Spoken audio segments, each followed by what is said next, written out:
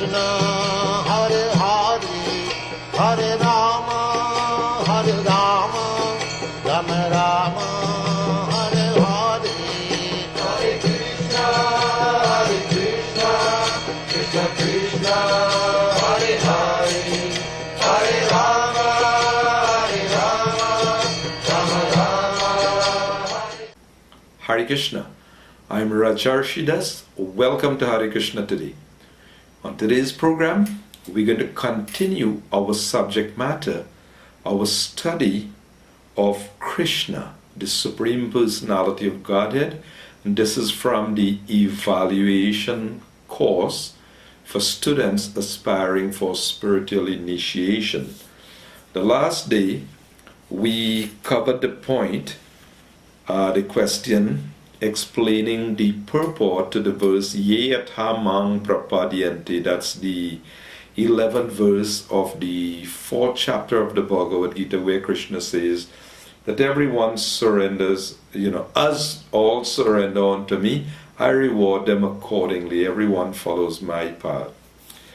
So the next question, what is the ultimate goal of life? Now, this is a very important subject matter, so I've decided that we'll do so by looking at different references, verses, important classic verses from the scriptures that establishes the purpose of the human form of life. Now, just to put it in broad categories, we are speaking here, the question is, what is the ultimate goal of life? So that implies that there is other goals also, immediate goals.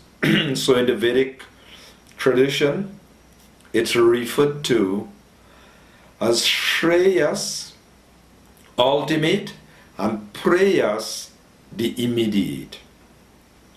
Or the Vedas has these paths called Pravriti Marg, or the path following the Vedas for sense enjoyment, and there is the path of Nivriti Marg, or the path of negation or renunciation of this world for attaining the spiritual world.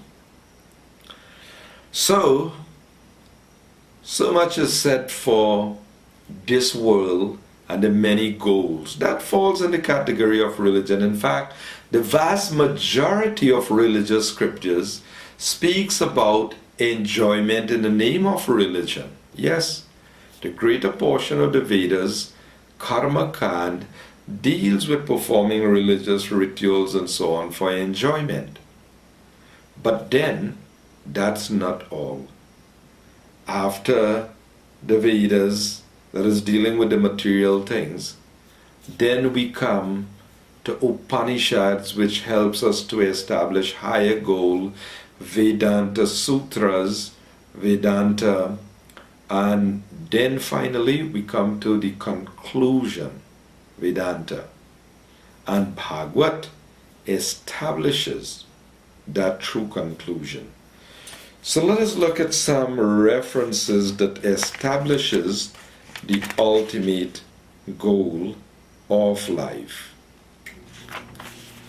One, from the Bhagavad, it is said, Nate vidu swarta gatim hi Vishnum durashaya ye bahir artamanina andha yatha andhairupanyamana tipi shatantriyam urudam nibbadha. Anybody who don't know that the swa artha gatim, the ultimate destination, the ultimate goal of life, is to go back to Vishnu, to go back to Vaikunta, to go back to the spiritual world. Anybody who don't know that, instead, what will be their goal? Bahir Artha.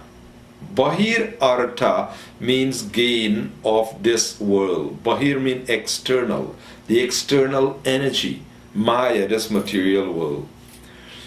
So Bahir Artha Manina, they think that this world, to be prosperous and to have possessions and to enjoy this world, they think that's the goal.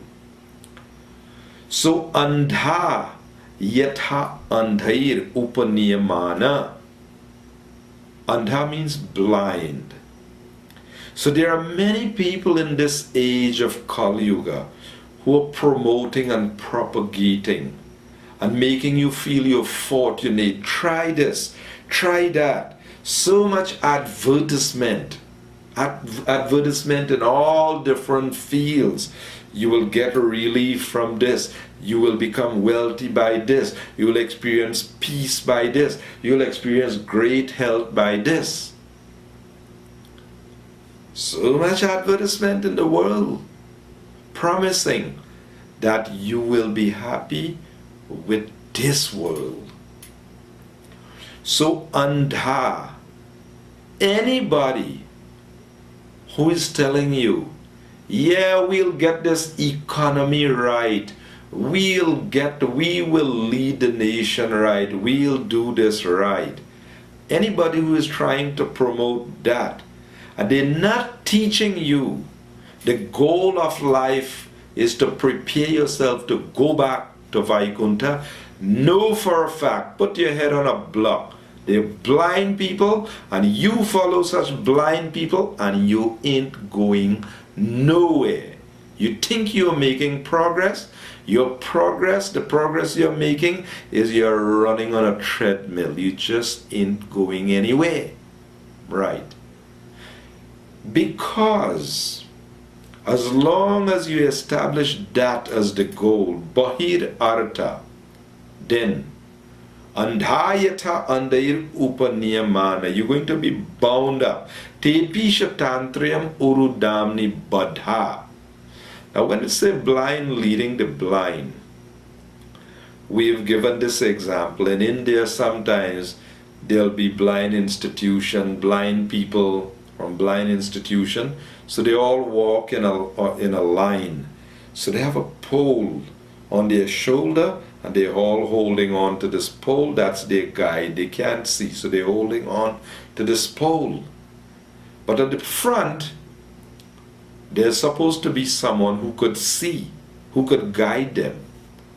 But they don't know.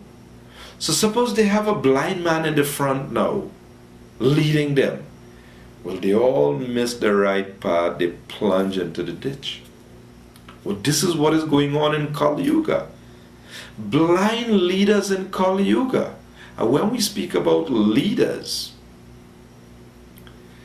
beginning from parents, parents are not supposed to be blind. They're supposed to be guru. Guru na sasyat, swajano na sasyat, pita na sasyat, janani na sasyat. No one should be guru, father, mother, teacher, leader, if they cannot save their dependents from repeated birth and death. They must be enlightened. They must be representing God, what God has given. So, parents, we have political leaders, teachers, priests, gurus. You examine the priests and the gurus. What are they teaching their followers to attain? What is the discipline they are teaching them to follow? And what's the goal? Where is the destination? There's nothing ambiguous if you follow Bhagavad Gita. Blind people don't follow Bhagavad Gita. Bhagavad Gita is clearly establishing the spiritual world. Parastasmatu bhavanyo vyakto vyaktat sanatana. When everything is destroyed in this world, that world remains the same. It is eternal. Krishna is describing the spiritual world. And he's saying, Tat dham paramamama, that is my supreme abode. And better news, he said, Mama Ivangsha Jiva Loke Jiva Bhuta Sanat, and all the souls in this world, they belong to me in that world. Aham Bija Prada Pita. That's our Father's kingdom. Yes. We know poor man's children. So, if we don't know the ultimate goal, crapo smoke your pipe, as they say. Repeated birth and death. Krishna say, Mrityu Sangsara Vartman. You have to return to the path of birth and death in this world. We'll just have to look at the English because there's quite a few verses we're looking to cover. He is a miserly man who does not solve the problems of life as a human, and who thus quits this world like the cats and dogs without understanding the science of self-realization. This is from Brihad Aranyak Upanishad 3.8.10. That word is used in the Bhagavad Gita also. Kripana. Kripana. Arjuna said, because of miserly weakness. He is a powerful warrior. He could perform his prescribed duty for establishing dharma. But he was just thinking in terms of my affection for my friends and mine. Miserly weakness. So here the same word is used. Yova etad aksharam gagi avadishvas malukat praitisa kripana. Kripana. Miserly. So, the opposite of a kripana is a brahmana. Viditva. The brahmana, he knows. The brahmana knows. Brahman, he knows God is supreme. That's his goal. Whereas the kripana, he thinks this is everything. So one song by the great Govinda Das Kaviraj, he says, for a fraction of chapala sukha, flickering happiness, I've uselessly served wicked and miserly men of this world. What benefit if you're working for a real miser? You're a servant of a miser. What would you get? Well, this is what we are doing. We're being cheated by Maya in this world. So then the verse continues that he is a wise brahmana who leaves this world knowing the solution to life's problems. Yes. Then, this is another one from the Brahma Vaivarta Puran. One attains the human form of life after transmigrating through 8,400,000 species by the process of gradual evolution. That human life is spoiled for those conceited fools who do not take shelter of the lotus feet of Govinda. I love Srila Prabhupada in his lecture quoting this verse. Barakanamana sritya Govinda charanadvayam. Yes, Srila Prabhupada would often quote this verse from the Brahma Vaivarta Puran. Ashitim chaturaschaiva laksham tan jiva jatishu. Yes, is describing laksham stan, that is 8,400,000 species of life. So he said one attains the human form of life after transmigrating through 8,400,000 species by the process of gradual evolution. That human life is spoiled for those conceited fools who do not take shelter of the lotus feet of Govinda. Yes. So if you get a human form and God is speaking and he's saying, Mamekam Sharanam Braja, you surrender unto me, and we don't hear that, we just close our eyes and just go on in illusion, then it is very, very unfortunate. So, this human form of life is no casual business. Casual leads to casualty. We got to be careful about what we do and how we utilize this human form of life. So, the human life is spoiled. It is wasted for the foolish people who do not take shelter at the lotus feet of Govinda. Here's another one from Brihad Aranyak Upanishad, and this is a very popular one. In fact, everybody quotes this one. How many people don't know this one? Asato ma sadgama mrityurma amritam gamaya. Yes, tamaso ma jyotir gamaya. So asato ma sadgama. How many people really know that this world is asat? It is temporary. It is the illusory place. Krishna said it is dukhalayam ashashvatam. What more can be said about it? Dukhalayam means it is full of miseries. And if you say it's all right, we'll tolerate the miseries. Ashashvatam, you can't stay and tolerate, you'll be kicked out. So when the Vedas is saying asatoma sadgama, go to the sat, go to the sanatan dham, the Vedas is saying utishta jagrata, please wake up. We have to wake up. Go to the sat, the sanatan. Because this world is full of darkness. Tamasoma, get out of this darkness. Jyotirgamaya, go to the place of light where we'll see the all-attractive Supreme Person. We'll take shelter of Him. What are we taking shelter of in this world? Maya. Maya. So anyone, Vasudevam Parityaga, anyone who gives up Vasudeva and takes shelter of Maya, Sumataram Parityagya Swapachim Vandate Hisaha. That's like a foolish person who gives up an affectionate mother and takes shelter of a witch.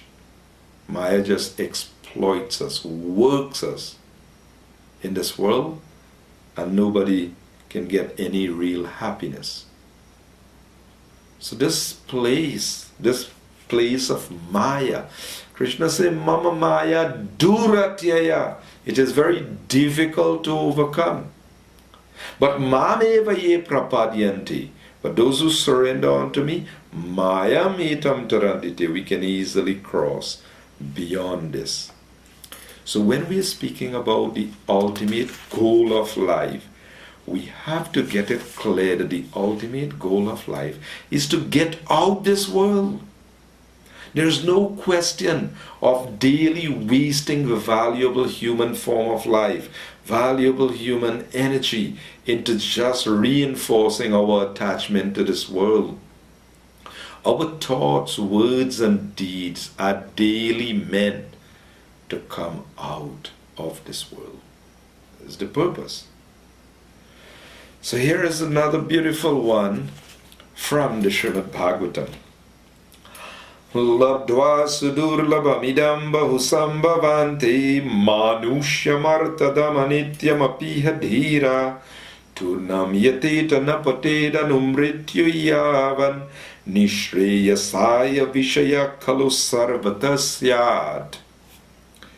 After many births and deaths, one achieves the rare human form of life, which, although temporary, affords one the opportunity to attain the highest perfection. So even though the human body is temporary, like all other bodies, the human form affords one the opportunity for the highest perfection. Thus, a sober human being should immediately endeavor for the ultimate perfection in life and not fall down into the repeated cycle of birth and death. After all, sense gratification is available even in the most abominable species of life, whereas Krishna consciousness is only possible for a human being. This is the Abhaduta Brahmana to King Yadu from Srimad Bhagavatam, 11th Canto, Chapter 9, Text 29. Yes, beautiful verse, Labdva sudurlabhamidam bahusambhavanti manusham artadam manusham.